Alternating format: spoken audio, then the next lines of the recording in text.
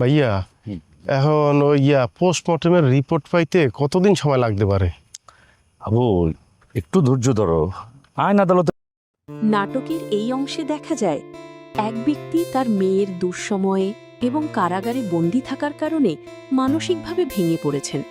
তিনি তার মেয়েকে নিয়ে চিন্তিত এবং ন্যায় বিচার পাওয়ার ব্যাপারেও সন্দিহান। অন্য দুই ব্যক্তি তাকে শান্ত করার চেষ্টা করছেন এবং তাকে বোঝানোর চেষ্টা করছেন যে ধৈর্য ধরলে পরিস্থিতি ধীরে ধীরে নিয়ন্ত্রণে আসবে।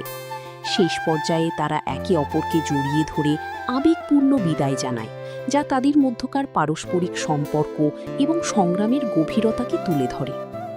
পরবর্তী পর্ব সম্পর্কে ভিডিওর একদম শেষের দিকে 19:10 থেকে পরবর্তী পর্বের একটি টিজার বা প্রিভিউ দেখানো হয়েছে। সেখানেও একই রকম পারিবারিক দ্বন্দ্ব, ভুল বোঝাবুঝি এবং রহস্যের ইঙ্গিত দেওয়া হয়েছে, যেখানে মেয়ের বাবা তার মেয়ের জীবন নিয়ে বড় কোনো সিদ্ধান্তের ইঙ্গিত দিচ্ছেন। তো বন্ধুরা, এখন আপনাদেরকে জানিয়ে দিব হাবুর স্কলারশিপ নাটকের 372 নম্বর পর্বটি কবে আসবে। সেটি জানার আগে অবশ্যই আমাদের চ্যানেলটিকে সাবস্ক্রাইব করবেন। তো বন্ধুরা, হাবুর স্কলারশিপ নাটকের 372 নম্বর পর্বটি আগামী বুধবার সন্ধ্যা 7টায় শুধুমাত্র মিড এন্টারপ্রাইজ ইউটিউব চ্যানেলে প্রচারিত হবে।